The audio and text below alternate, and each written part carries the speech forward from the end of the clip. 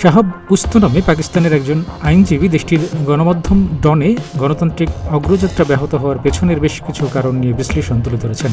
পাকিস্তানের বিচারপতি মানসুর আলী শাহ এর একটি বক্তব্যকে উদ্ধৃতি দিয়ে তিনি বলেছেন, যতক্ষণ পর্যন্ত পাকিস্তান একটি নির্দিষ্ট ব্যবস্থার মধ্য দিয়ে নিজেদের নিয়ে আসতে না পারছে ততক্ষণ পর্যন্ত সামনে আগানো যাবে না। তিনি তার বিশ্লেষণে লিখেছেন, এখনও পাকিস্তানের অনেক পুরনো এবং অনুতাপের বিষয় অনিরাপদ বিচারিক স্বাধীনতা।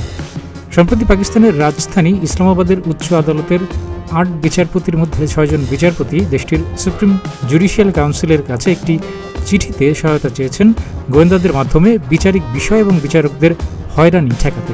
চিঠির এই বিষয়টি পরে গড়িয়েছে সর্বোচ্চ আদালত সুপ্রিম কোর্টে, যেখানে আবেদনকারীরা, আইনজীবীরা এবং সরকার বিভিন্ন প্রস্তাব দিয়েছে যে কিভাবে বিচার বিভাগকে অভ্যন্তরীণ এবং বাইরের হস্তক্ষেপ থেকে মুক্ত করা যায়। প্রশ্ন এসেছে, নতুন এই পদক্ষেপ কি পাকিস্তানের বিচার বিভাগের জন্য কাঙ্ক্ষিত ফল আনতে পারবে কিনা সে বিষয়ে।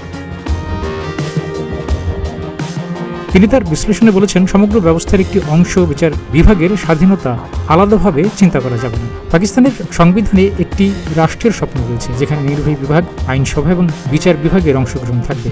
এই তিনটি অঙ্গই নিজের জায়গায় গুরুত্বপূর্ণ হবে এবং একই সঙ্গে একে অন্যের পরিপূরক হবে। সাংবিধানিক কাঠামোর মধ্যে থেকে এ সংস্থাগুলোর সম্পর্ক এমন হবে যেখানে একসঙ্গে উন্নতি এবং একসঙ্গে অবনতির বিষয়ও নির্ধারিত হবে। এককভাবে কোনো প্রতিষ্ঠানের এগিয়ে যাওয়াকে সমর্থন করা হয়নি সংবিধানে।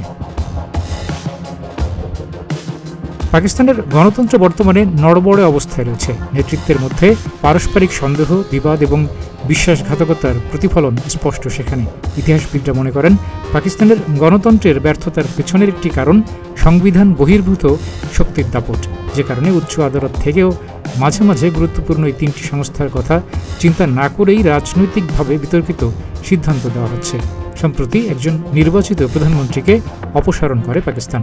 পাকিস্তানের অনিরাপত্তার কারণ মনে করা হচ্ছে গুরুত্বপূর্ণ বিষয়কে উপেক্ষা করা এবং আইনের শাসনের অনুপস্থিতিকে।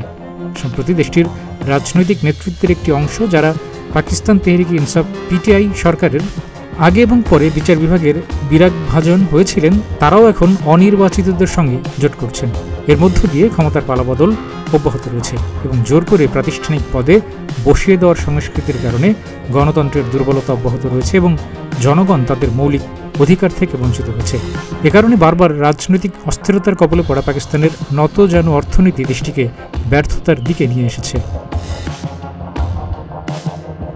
পাকিস্তানের সাংবিধানিক শাসনের মাঝে দেশটি দীর্ঘদিন সামরিক শাসনের বেড়াজালে আটকা ছিল। 1990 সালে নিয়ন্ত্রিত গণতন্ত্রের চর্চাও হতে দেখা গেছে।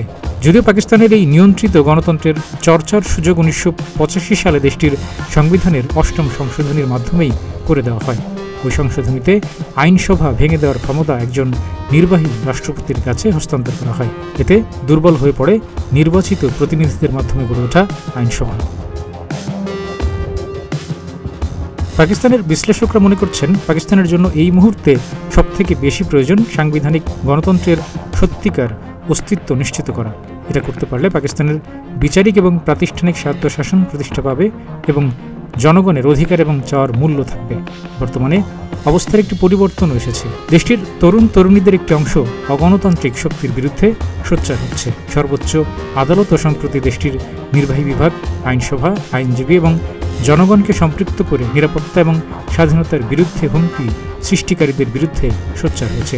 বিশ্লেষকের ধারণা, সঠিক সমন্বয়ের মধ্য দিয়ে বিচারিক এবং রাজনৈতিক ভারসাম্য প্রতিষ্ঠার মাধ্যমে প্রভাবশালী সেনাবাহিনীর কাছে হারিয়ে ফেলা অবস্থান পুনরুদ্ধার করতে পারলে পাকিস্তানের গণতন্ত্র সুবিধাজনক পরিবেশ তৈরি করতে পারবে।